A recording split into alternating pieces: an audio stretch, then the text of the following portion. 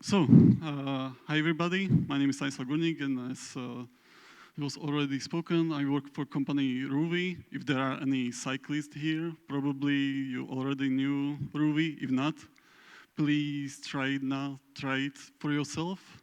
I'm pretty sure that we will change your winter training season. So, with further ado, I'm here to talk about the interfaces with you. And as probably many of us are here uh, developers, and before we even begin to talk about interfaces, we need to ask ourselves what actually is the interface. We, as the developers, we tend to think about the interface as something like this. So, common class interface that any implementing class can implement those functions with some signatures.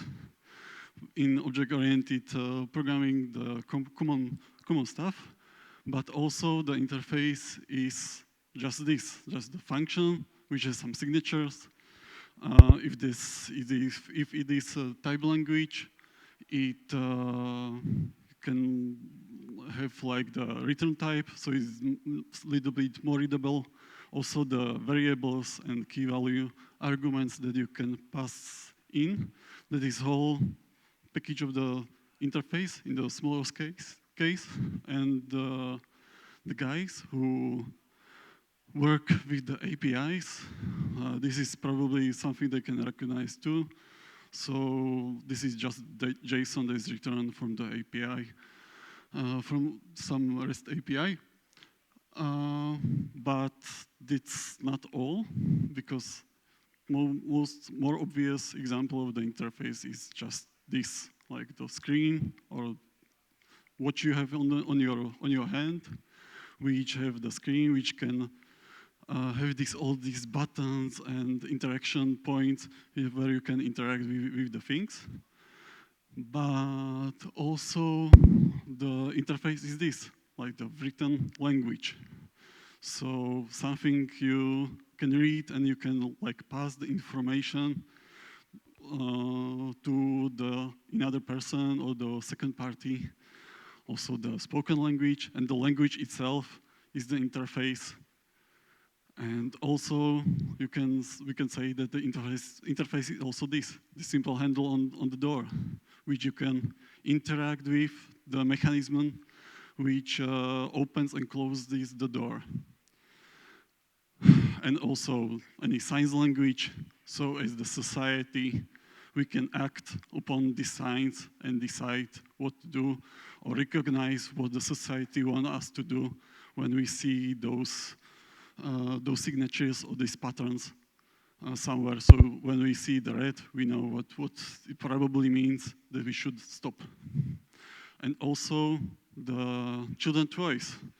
When we learn our kids how to interact with the world, with using the patterns they learn when they play with the toys, so they can understand the patterns when interacting in the later development, the later stages of their development.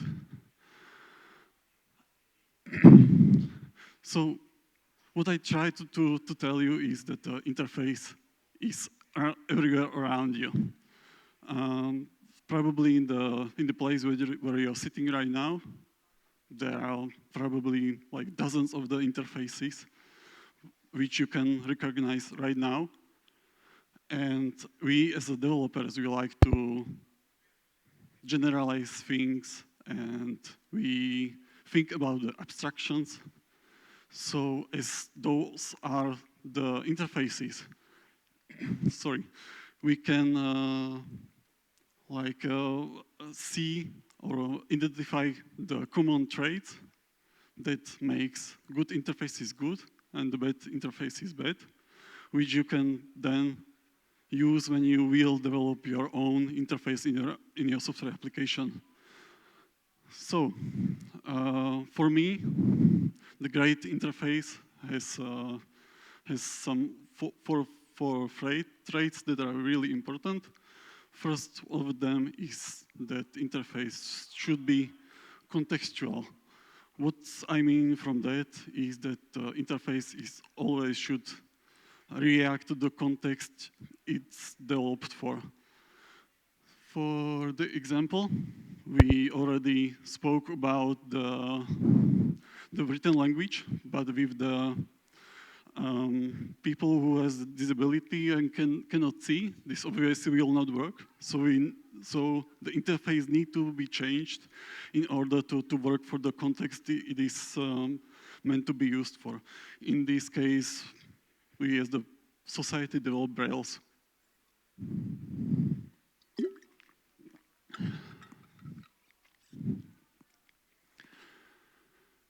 And that will also can be applied to the interfaces you create in your software applications. For example, we at the Ruby probably will develop significantly different API for our internal use and for the API that we use for the public to pull the information from us. There are two separate things, and you should always think about the consumer of your interface. The second main pillar is the consistency.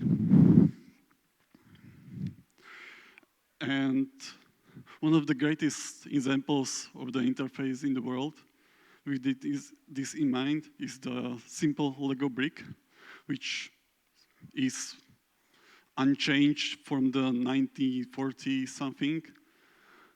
And that consistency is really the key that allows the Lego company to evolve, and you are able to build these like complex structures with this simple principle that is not changing, that you have this locking mechanism that works over and over the years. Also that the ratio of the brick stays the same. So you can have bricks of various sizes, but they always have the ratio that allows them to click themselves. I was introduced to Lego only recently through my kid, and he's just the small, so he uses this abstraction of Lego Duplo, which is even more complex in this consistency, when there you have like more complex shapes which you can use, but always this ratio and the locking mechanism stays the same. So the consistency is really important for your application. For the designing the APIs and your interfaces, it could mean that you always use camel case or snake case. And also via consistency, it allows you to teach your audience to use your application properly, or the interface you are providing, like API.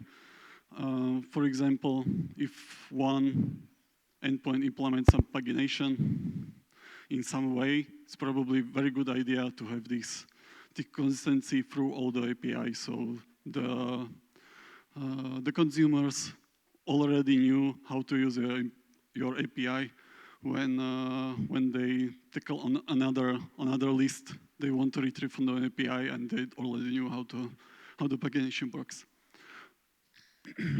And also, the third pillar is that the interface needs to be simple. This is probably one of the hardest things, how to design the interface, mainly on the software engineering side. But the main idea behind this is that what interface is really about is to make like the complex ideas, such as democracy, into some simple message that can be understood by anybody. And this also applies to the API interfaces that you will design. So my recommendation here for the software development is don't try to build interfaces that can solve every problem you are trying to do, or every use case you have to do, probably the better idea is to split those interfaces into the smaller cases that can solve those special cases independently and leave the interface as much as simple as possible.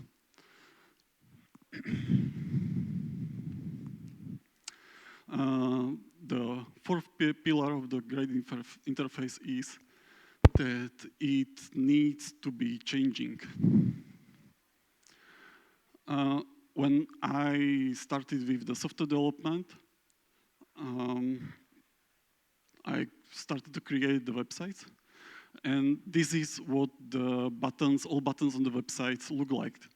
And the reason behind it was because the audience at the time and the context was that people were simply not used to interact with the websites. So we need to have these elements that they can understand. So the buttons and the interacting points on your website needs to look like the buttons they turn the radio with or turn off the AC on their car or something like that.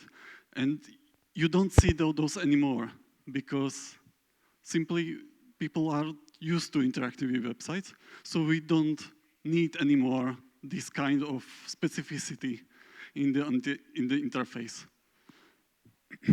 Also, I'm happy that Stripe was presented here because for a very long time when I tried to design the APIs, I was often looking at the Stripe documentation to see how they design the API and try to figure out, or to say reverse engineer why they did some decision when designing their APIs. And I was quite surprised some time ago when I revisited the API documentation for the Stripe API that I found that the API, which I thought was like really the pinnacle of the design of the REST API, has changed completely with like almost everything, like naming conventions, structure of the API, everything changed, and that's a good thing because interface needs to be changed. We as the developers tend to think mainly in the object-oriented programming that we build some interface, and the idea is that you have some underlying application that can be changed seamlessly without the consumers changing. That's true, but from my experience, I found that the changing of interface is also needed, and if not adjusted or changed, that also slows down the development process because the context is changed and probably the company evolves and those words you chosen then to represent the interface were also changed in the process. So my recommendation is don't be afraid to change your interface when needed. The interface which is great today may not be great tomorrow.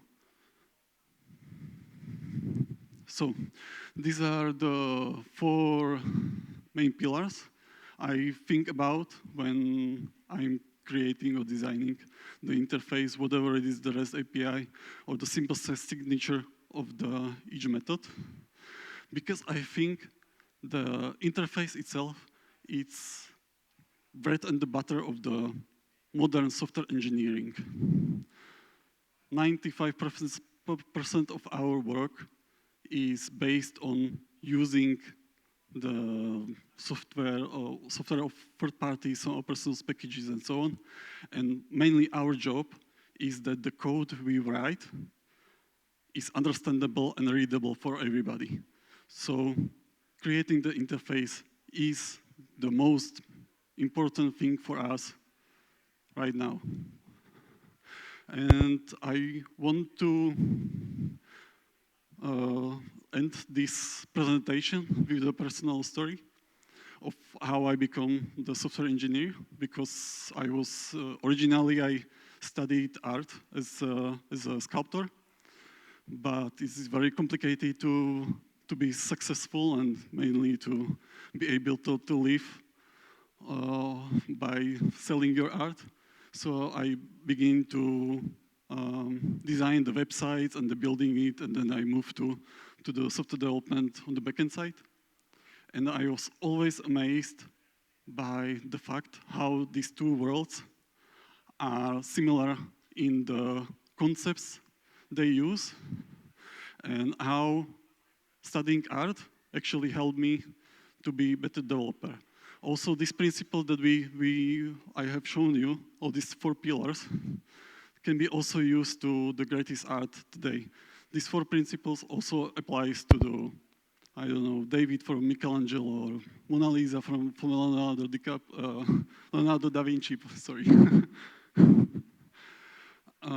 So I wanted to invite you, if you have some hobby or passion outside of your work, to try to look at the principles that makes it great for you, makes it usable, and apply those same principles to your work. And I'm pretty sure that the same principles will make you better as the software engineer. So with that, I want to thank you for listening, and I'm open to any conversation as possible. So thank you.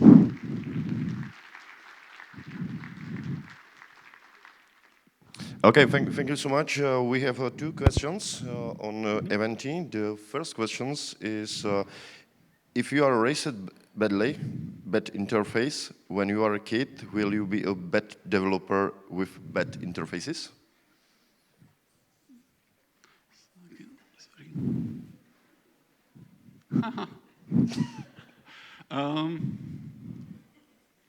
Well, I'm a big believer in the learning, so we have the presentation where we see that the main part of our personality base is based on the few years of our development as a kids. But I truly believe that we can change and we can develop our skills. And I think it's all about being open to the ideas that are around us. So no, even if you were exposed to the bad interfaces, that does not mean that you will design the bad interfaces. It just may mean that you must recognize what was bad with the interfaces so you can design the better one. Okay, thank you. And the last question is, you presented Lego's unchanged interface as a good thing. Later, you presented Stripe's changing API as a good thing. What's the message here? Well, those two are not contradicting. They are just different use cases, I think. So also the Lego itself as the company, so they have this simplicity in the locking mechanism and the ratio of the brick. But who studied a little bit the history of the Lego, they see that as the company evolves, there was just these small principles, but they are not like they were not prone to the changing. They change also with the context they develop as the company. We can see that they introduce these mega structures for the adulthood, but the consistency of the brick that allows them, and also the stripes also embrace the consistency in their API. So there is not like the contradictions here. Okay, thank you. Please applause for Stanislav. Thank you so much. And we have 8 minutes.